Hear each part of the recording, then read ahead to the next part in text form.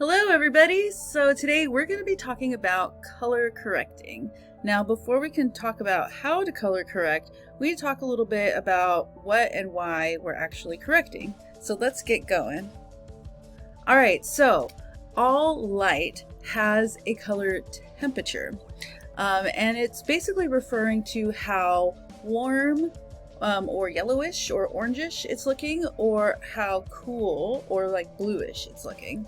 So something important to know is that color temperature is measured in what's called kelvins. So when you hear people talk about, my settings are at 5000 K, that usually means it's at their settings are set for 5000 Kelvin color temperature.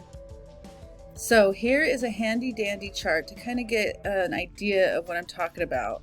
So, and it makes sense once you start thinking about it, right? So we have candlelight, flames, which is going to be super warm. Now when we're shooting indoors, like in houses and such, most light indoors is going to be over here in this range.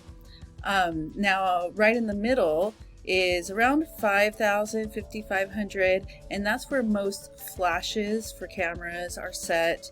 And it's also, when we're color correcting, where we're trying to get the light to look like it was at.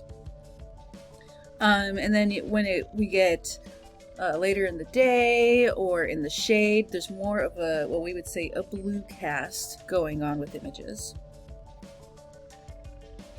So when it comes to white balance, or another term for this is color balance, you're going to hear these kind of talked about interchangeably. The white balance is referring to your camera settings and the settings you're applying in your post-processing or editing process. So when we're talking about color temperature, we're talking about the actual light source. When we're talking about white balance, we're talking about the settings and the post-processing that we're applying. And so usually when you're color correcting, you are changing the white balance, and you are doing this by either adding more yellow or blue. And it says yellow/blue because you're going to see on sliders, those are the opposites. So there's going to be, if you have too much yellow in an image, you're going to add a little bit more blue. If there's too much green, you're going to add a little bit more magenta. If there's too much red, you're going to add a little bit more cyan, and the other way around too. So if there's a little bit too much cyan, you're going to add a little bit more red. And this is to achieve the balanced look of around 5000, 5500 K, this white area here on our chart above. Okay, so there are many different ways to change color in Photoshop.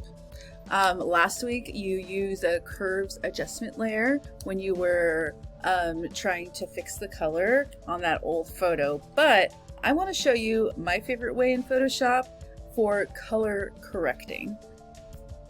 Okay, so let's jump into Photoshop, and I have this image here, super cute, but it's super yellow, so I know that this down here is supposed to actually be white. So what I'm going to do is I'm going to open up this handy dandy filter, and we're going to be talking about this filter. It's called Camera Raw quite a bit in a couple weeks, I believe, but let me just give you a quick preview because this is my favorite way of color correcting. So if I come up here to filter, I can come down to Camera Raw filter, and it's going to open up this whole nother interface for us. And now this method is only going to work if you have an area in your image that is neutral, as in white, gray, or black.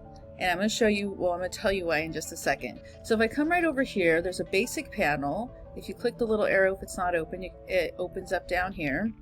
And there's this little eyedropper tool. Click on that eyedropper tool, and then you can click anywhere in the photo that's supposed to be neutral. Usually white and gray is good. Black sometimes works, but sometimes there's issues with it. So I usually look for white and gray areas. Like I said, I know that this down here, this little backdrop blanket, that's what it was. It was white. So I'm going to click here, and bam. So what happened here? We told Camera Raw that this area is not supposed to have any extra colors. It's not supposed to have yellows or blues or magentas or greens or reds or cyans. It's supposed to be neutral. It's supposed to be white. So it changed the settings over here for us to make this area neutral. So this would not work. Let's say if you're like, oh, they're wearing navy blue, that's close enough to black. Well, it might look okay, but if you click on navy blue pants, Photoshop or Camera Raw is going to think, oh, this is supposed to be black and it's not supposed to have any of this blue in here, so it's going to add more yellow. Same thing if someone was wearing like a really light yellow shirt and you're like, oh, that's close enough to white. Well, if you click on there, Camera Raw is going to be like, oh, that's not supposed to be yellow. Okay, let me add a bunch of blue until it's balanced out and looks white instead. So like I said, this method works really great with if you have areas in your photo that are neutral. I'm actually also, while I'm in here, going to take this exposure up a little bit. And that's looking way cuter than what we had before. I'm going to click OK, and bam, it's open there in Photoshop, and we have color corrected this. Now there are some other things you can do. There's a whole bunch of different adjustment layers. I prefer using adjustment layers over. So if we come up here at image and adjustments, there are a lot of the same things right over here, but that applies your settings straight to the image, whereas an adjustment layer will give you a whole nother layer to work with. So let's say I wanted to play with this a little bit more. There is a color balance adjustment layer. Oh, and really quick, if you're not seeing this panel and you're freaking out, like where's my panel? You can always come up here to window and look for the panel that you want and it will come up. Okay, so if I needed to change things up a little bit, I can click on this color balance and you can fine tune the colors. And not just, you know, from cyan, red, magenta, green, yellow, and blue. You can also do this for the midtones, the highlights, and the shadows. So, really handy tool to have around and play with.